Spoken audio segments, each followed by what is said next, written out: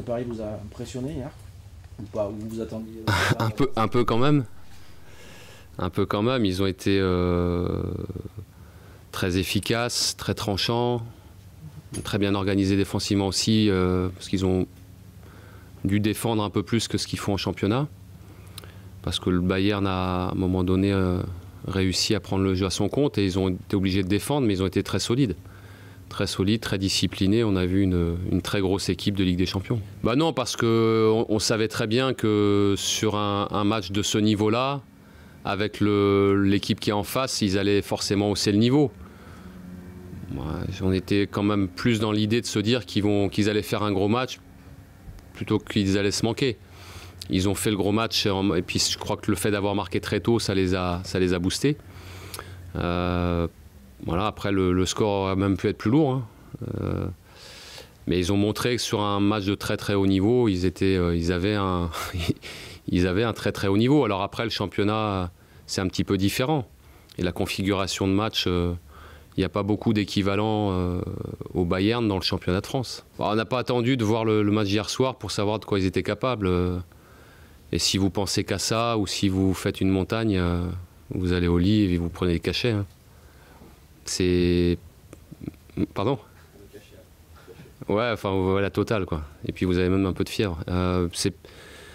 C'est une très grosse équipe. Après, samedi sera un autre match. Et voilà, ce sera un autre match. On le dit souvent, et je crois que tous les entraîneurs qui jouent Paris toutes les semaines en conf disent la même chose. Le match de Paris, c'est une parenthèse. Parenthèse où nous, on l'aborde en ayant 15 points. On a fait ce qu'il fallait jusque-là pendant 7 matchs pour être bien positionné, avoir confiance dans ce qu'on fait. Et après, c'est peut-être parce que c'est impossible qu'on en rêve. Après, je pense que ce qui était un peu différent pour eux hier, c'est qu'ils ont eu beaucoup d'espace. Parce que Bayern a pris le ballon, a joué très haut, et pendant longtemps, et ils ont eu énormément d'espace. Et ces joueurs-là, il faut leur en donner un minimum. Voilà. Alors, on n'est pas le Bayern. Donc la configuration du match sera différente. Mais après, on sait aussi qu'on aura des choses à faire. Lyon l'a fait il n'y a pas longtemps. Toulouse aussi, au Parc. Montpellier, là, même s'ils ont quasiment aucune occasion, ils ont été solides. Voilà, on va pas tout modifier, on ne va pas se renier. Mais il faudra aussi qu'on leur pose des problèmes. Je me suis toujours posé la question à chaque fois que je les ai joués.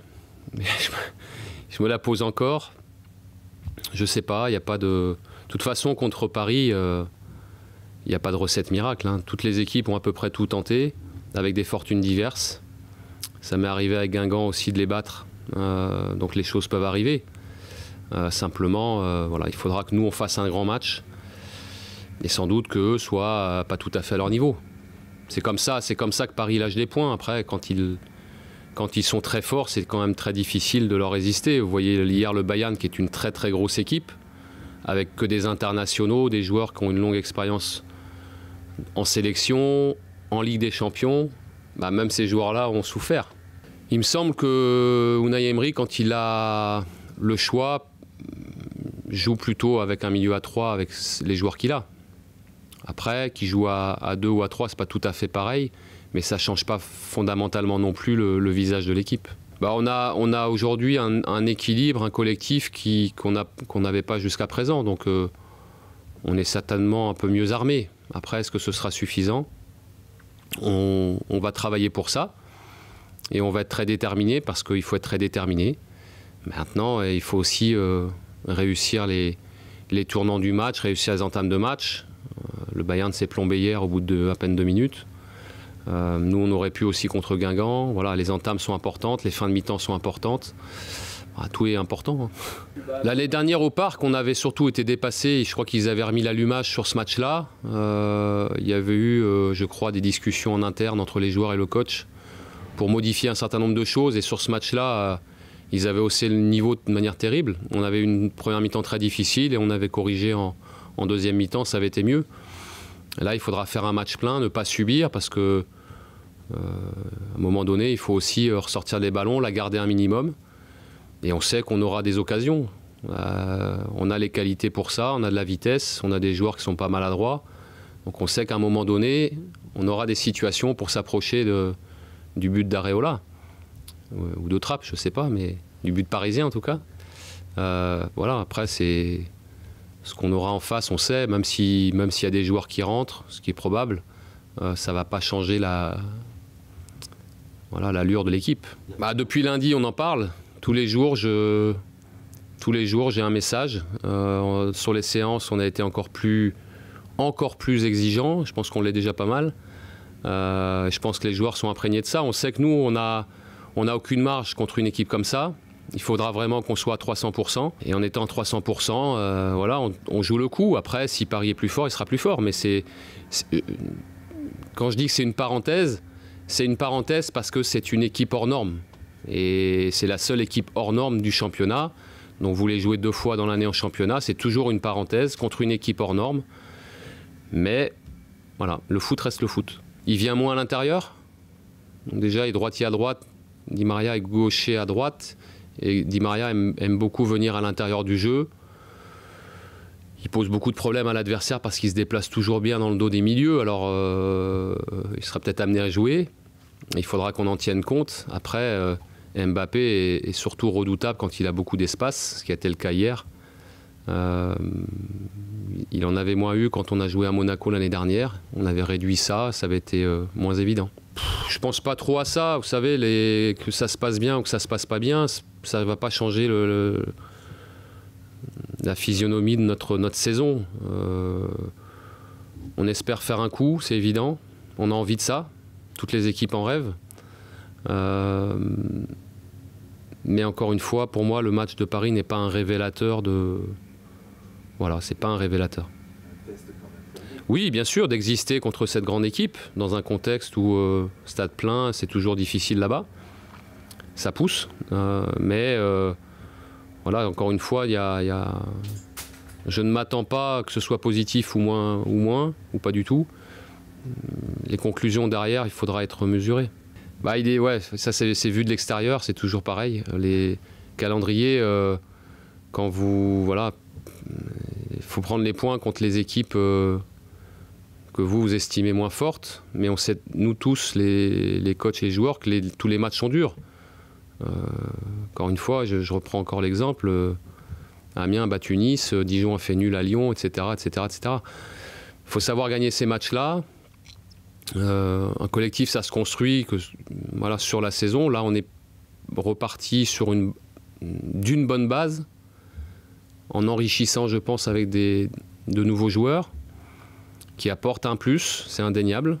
Et je pense qu'on est un peu meilleur. Alors, ce n'est que le début, et je pense qu'on va encore progresser. Ce qu'on fait aujourd'hui, c'est intéressant, mais on ne va pas non plus se gargariser. L'objectif, c'est d'être encore meilleur demain, et pour ça, il faut rester dans l'exigence. On en revient toujours au même point. Je dirais que c'est plus un défi qu'un test. C'est un défi, c'est un beau défi. C'est toujours un défi d'essayer de faire déjouer Paris, de les dérégler. Je crois que c'est surtout ça, essayer de les dérégler. Si vous n'arrivez pas à les dérégler, et tactiquement, mais aussi quand vous utilisez le ballon, quand vous l'avez, si vous n'arrivez pas à les dérégler, c'est difficile. Il faut réussir à les dérégler. Voilà, le foot reste le foot. Après, ça reste...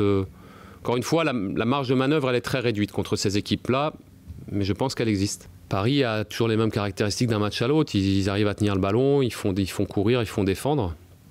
Mais après, il y aura des situations, forcément. Le match de Lyon, l'année dernière, c'était il y a très longtemps. Je crois que le groupe a avancé depuis. Et bon, on aura aussi notre mot à dire. Mais j'aime pas trop cette expression de match référence, parce que ça avait été un match réussi de notre part, mais si vous vous souvenez, le match suivant, on était battu par Angers chez nous. Et là, tout d'un coup, il n'y a plus de référence du tout. Donc, je me méfie un peu de cette expression-là. Ce sont des repères dans la saison. Quand on est capable de le faire une fois, c'est on doit pouvoir le répéter. Je l'ai dit, pour les dérégler, il faut être vraiment très bon défensivement et pas commettre d'erreurs sur le plan tactique quand vous défendez, mais il faut aussi... Et c'est le deuxième volet de cet enjeu-là. Il faut aussi être bon dans l'utilisation, la garder un minimum, réussir à déplacer le jeu parce qu'il presse très bien, sortir de ces zones de pressing. Ça, c'est l'enjeu. Je trouve que Lyon l'a vraiment bien fait au Parc il y a 2 matchs. Montpellier l'a moins géré comme ça, mais Lyon l'a vraiment bien fait. Après, ils n'ont pas réussi à marquer. Il faut réussir à marquer. Le groupe s'est vraiment bien connecté. Je pense a été très réceptif dès lundi aux différents messages qu'on lui a passés jour après jour. Sur ce que j'ai vu, les joueurs ont été très concentrés, très investis, mais sans en rajouter non plus. Ce qui est plutôt bien. Ouais, je sais, bon, on va le découvrir. Hein. Après, c'est vrai qu'il est impressionnant. Il est impressionnant. Pardon, je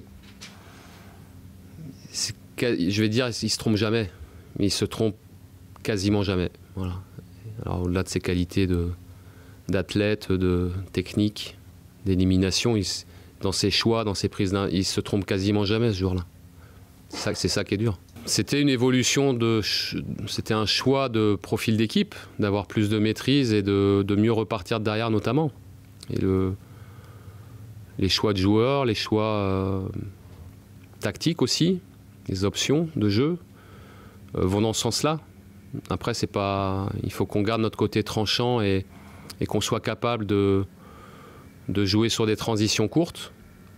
Mais on ne peut pas faire une saison avec de l'ambition en ne jouant que là-dessus. Et on l'a très bien fait, je pense qu'on le fait encore très bien, mais il faut qu'on rajoute, c'était le sens de ma réflexion aussi, pour faire avancer l'équipe, il fallait qu'on ait un peu plus de maîtrise, de qualité et de capacité surtout à jouer sous pression. Quasiment toutes les équipes maintenant savent presser, savent bien presser, y compris presser haut. Et il faut pouvoir exister face à ces zones de pressing-là qui existent. Et pour ça, il faut un peu plus de maîtrise. Alors ça passe par les passes, ça passe par la tenue du ballon, si possible chez l'adversaire. Voilà, et qu'on ait ces deux options de jeu-là possibles. C'est ce que font les meilleurs. Après, les meilleurs sont forcément des exemples pour nous. Bah oui, parce que ça avait été le cas déjà l'année dernière, notamment sur la première partie de saison. Alors après, il faut sensibiliser les joueurs, il faut qu'on soit un peu plus tonique plus tôt aussi. Et qu'on soit encore plus attentif sur ces entames. Petite question décalée, il y a le retour de Giannelli Mboula à Guingamp. C'est vous qui l'avez lancé. Qu'est-ce qui vous reste de ce joueur? Quel souvenir vous en avez? Bah, il est parti, je l'ai lancé en national quand je suis arrivé. Il partageait le temps de jeu avec Matisse et Diallo. Et c'était bien parce qu'il avait que 18 ans et il a pu apprendre avec ces joueurs-là. On a fait ensuite 2 années Ligue 2, il nous a aidé à monter. Et quand on est monté en Ligue 1, il est parti à Marseille. Voilà, c'est un joueur à part parce c'est un garçon qui a beaucoup de qualité, qui est un vrai joueur de passe, capable de remonter les ballons aussi. Très précieux dans la conservation parce que c'est dur de lui prendre le ballon. Voilà, après, il a besoin d'être dans un bon feeling avec son environnement, coach, partenaire, pour être bien. Il a besoin de ça.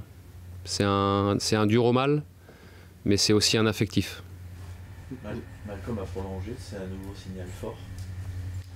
Bah oui, parce que c'était le processus qu'on souhaitait depuis la fin de saison dernière déjà. Alors il y a eu l'épisode de son vrai faux départ en Allemagne. Il n'a pas été perturbé longtemps, mais le processus c'était de s'engager plus longtemps avec lui et puis de modifier la répartition de ses droits pour que les Girondins soient forts plus tard. Et je crois que ça clarifie les choses. Il est aujourd'hui entièrement girondin, il a prolongé d'1 an.